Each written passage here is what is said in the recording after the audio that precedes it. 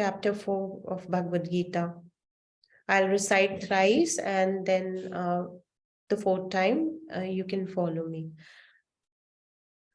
Daivam eva pare yajnam yogina paryupasate brahmagnav pare yajnam yagne naivopajuvati Daivam eva pare yajnam yogina paryupasate brahmagnav pare yajnam yagne naivopajuvati Daivam eva pare yajnam yogina paryupasate Brahmagnav pare yagnam yagnainaivopajuhavati. Please recite after me. Daivam eva pare yagnam. Daivam eva pare yajnam Yoginaf paryupasate. yoginah paryupasate Brahmagnav pare yagnam. brahmagnam apare yajnam Yajnainaivopajuhvati yajnenaivopajuhvatihi Daivam eva pare yajnam Daivam eva pare yajnam Inah paryupasate yoginah paryupasate Brahmagnav pare yajnam brahmagnam apare yajnam Yajnainaivopajuhvati yajnenaivopajuhvatihi Daivam eva pare yajnam Daivam eva pare yajnam Yoginaf paryupasate yoginah paryupasate Brahmagnav pare yajnam brahmagnava pare yajnam Yajnainaivopajuhvati yajnenaivopajuhvati. Now the word meanings and a translation by His Divine Grace Bhakti A.C. Bhakti Vedanta Swami Maharaj Srila Prabhupada ki Jai. Daivam, Daivam, in worshipping the demigods, worshipping the demigods, Eva, Eva, Eva, like this, like Then this, Apare,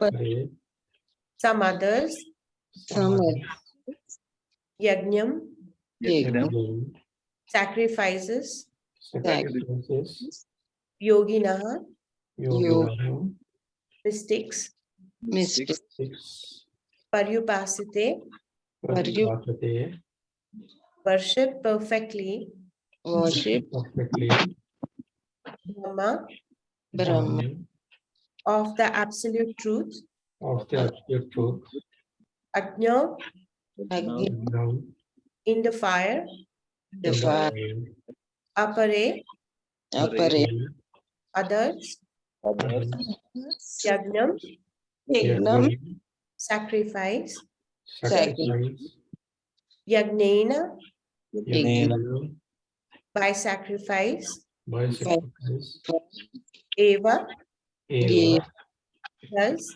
thus Upahuvati, Upadipati translation, some yogis some yogis, perfectly worship the demigods, perfect worship the demigods, by offering different sacrifices to them, different sacrifice to them. and some offer sacrifices Some offer Offer sacrifices in the fire of in the fire of the Supreme Brahman. Supreme Brahman. So we are going to read the purport by Srila Prabhupada, and then I will add something more to it that I would like to share what I read from another Acharya also, but that will be towards the end of the purport by Srila Prabhupada. So as described above, a person engaged in discharging duties in Krishna consciousness is also called a perfect yogi or a first-class mystic. But there are others also who perform similar sacrifices in the worship of demigods, and still others who sacrifice to the Supreme Brahman or the impersonal feature of the Supreme Lord. So there are different kinds of sacrifices in terms of different categories. Such different categories of sacrifice by different types of performers only superficially demark varieties of sacrifice. Factually, sacrifice means to satisfy the Supreme Lord Vishnu, who is also known as Yajna. All the different varieties of sacrifice can be placed within two primary divisions, namely sacrifice of worldly possessions, and the second one is sacrifice in pursuit of transcendental knowledge. Those who are in Krishna consciousness sacrifice all material possessions for the satisfaction of the Supreme Lord, while others who want some temporary material happiness sacrifice their material possessions to satisfy demigods such as Indra, the sun god, etc. And others who are impersonalists sacrifice their identity by merging into the existence of impersonal Brahman.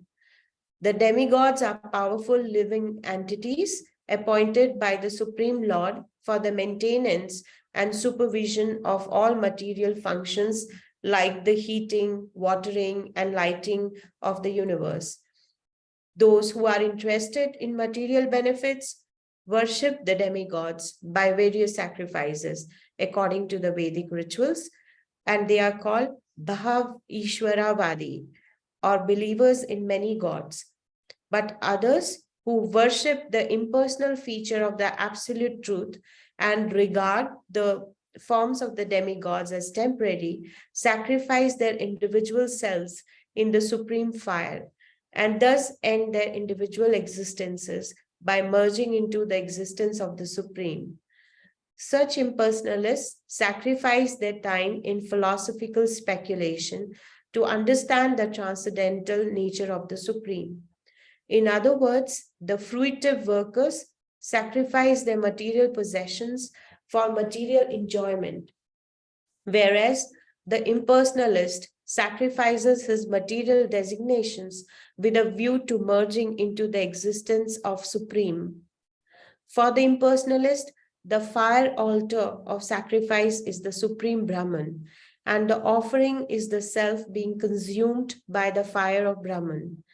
The Krishna conscious person, like Arjuna, however, sacrifices everything for the satisfaction of Krishna, and thus all his material possessions as well as his own self. Everything is sacrificed for Krishna. Thus, he is the first-class yogi, but he does not lose his individual existence. So, I was just reading other about the verse from as interpreted by other acharyas at ISKCON, and one of the acharyas have summed up the entire shloka, and that's why I want to share it with you. He says that sacrifice or yajna should be performed in divine consciousness as an offering to the Supreme Lord. However, people vary in their understanding and hence perform sacrifice in different manners with dissimilar consciousness. Persons with lesser understanding and wanting material rewards make offerings to the celestial gods. Others with deeper understanding of the meaning of yajna offer their own selves as sacrifice to the Supreme. And when they offer their own selves, this is called Atma Samarpan or Atma Huti, or offering one's soul to God. And then goes on to explain that in this world of dust and din, whenever one makes Atma Huti in the flame of divine love, there is an explosion, and this explosion is the grace. For no true Atma Huti can ever go in vain. But what is the process of offering one's own self as sacrifice? This is performed only by surrendering oneself completely to God. Such surrender has 6 aspects to it, and which is explained by the Lord Krishna in chapter 18, verse 66. So we will not do that today. And I just thought that it would be nice to sum up the entire explanation by Srila Prabhupada with this Acharya's conclusion in brief.